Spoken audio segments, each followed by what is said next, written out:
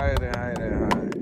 ও মুজা, খালি গান গাইতে থাকো, সারা সিলেটর লাগি একটা গান গাও না হানে বা। You know what? I like that idea. Yeah. আসসালামু আলাইকুম। অনেক তো নয়া দামনের গান শুনলেন, চলেন এবার সরিষা ইলিশ খাওয়া যাক একটু ভিন্ন রকমভাবে। প্রথমেই আমি এখানে 2 টেবিল চামচ পরিমাণে সরিষা ভিজিয়ে নিয়েছি। 10 মিনিটের জন্য সরিষাটা ভিজিয়ে রাখতে হবে। এখানে আপনারা চাইলে 1 টেবিল চামচ হলুদ সরিষা, 1 টেবিল চামচ কালো সরিষাও নিতে পারেন।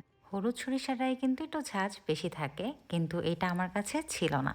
তো যাই হোক, 10 মিনিট পরে এটার সাথে আমি একটা কাঁচামরিচ এবং অল্প পরিমাণে লবণ দিয়ে ব্লেন্ড করে নিব, তাহলে আর তিতকুড়ি ভাব আসবে না। এরপর এখানে আমি নিয়ে নিয়েছি 1/4 চামচ হলুদের গুঁড়া, 1/2 চামচ মরিচের গুঁড়া এবং পরিমাণ মতো লবণ। আর সাথে অ্যাড করে নিচ্ছি খুবই উপকারী এবং দরকারি একটা জিনিস, সেটা হচ্ছে 2 টেবিল চামচ টক দই রয়েছে এখানে। এটা রান্নায় অবশ্যই দেওয়ার চেষ্টা করবেন, কারণ এটাই আপনার রান্নার টুইস্ট হিসেবে থাকছে, আর খেতেও কিন্তু অসম্ভব মজা লাগে। তো যাই হোক, প্রথমে আমি মশলাটাকে ভালোভাবে মিশিয়ে নিচ্ছি সবগুলো একসাথে। না মিশিয়ে নিলে যেটা হবে, দইটা কিন্তু ফেটে যাওয়ার সম্ভাবনা থাকে রান্নার সময়, তাই অবশ্যই চেষ্টা করবেন ভালোভাবে মিক্স করে নিতে সবগুলো মশলা একসাথে। আর এই পর্যায়ে চাইলে কিছুটা পরিমাণ পানিও অ্যাড করতে পারেন। আমি এখানে যেহেতু পানি অ্যাড করিনি, তো সেই ক্ষেত্রে আমি রান্নার সময় একটু পানি অ্যাড করে নিব। আর এই তো এদিকটায় দেখতে পাচ্ছেন সেই ব্লেন্ডার করা সরিষা। এই তো এখন আমি রান্নার প্রসেসিংয়ে চলে যাচ্ছি। এখানে আমি নিয়ে নিচ্ছি 2 টেবিল চামচ পরিমাণে সরিষার তেল।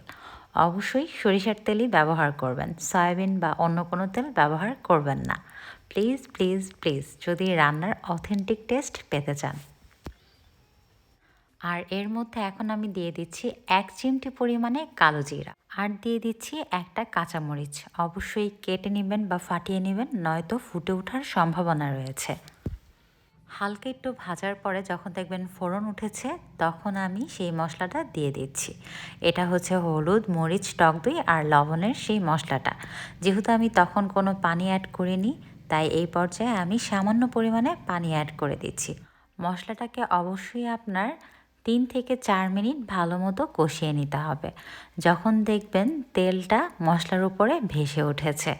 আর অবশ্যই প্রথম থেকেই চুলার আঁচটা মিডিয়াম লো হিটেই রাখতে হবে। এরপর আমি এখানে 2 পিস পরিমাণে ইলিশ মাছ দিয়ে নিচ্ছি। এই মশলাটার মধ্যেই আমি মাছগুলোকে উল্টে পাল্টে একটু ভেজে নিব হালকা করে, তাহলে আর মাছের সেই কাঁচা গন্ধটা থাকবে না, বাট খেতেও অনেক মজা লাগবে।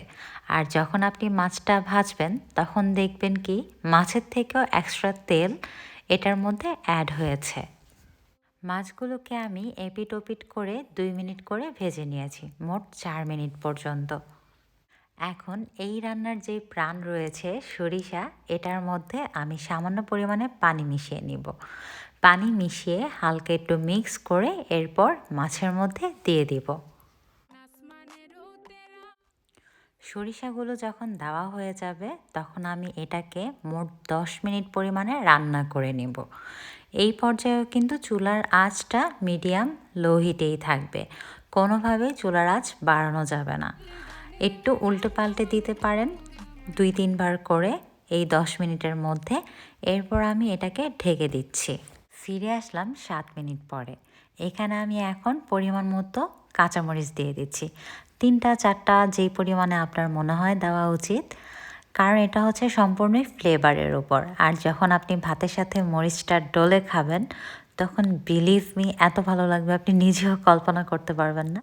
এই তো কাঁচামরিচগুলো দেওয়ার পরে আমি আরও 3 মিনিটের জন্য ঢাকনা দিয়ে ঢেকে দিচ্ছি।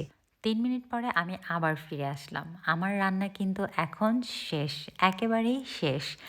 এখন শুধু নামিয়ে খাওয়ার পালা। দামান খোড়ে খতা খাওরে বাটার পান যাইবার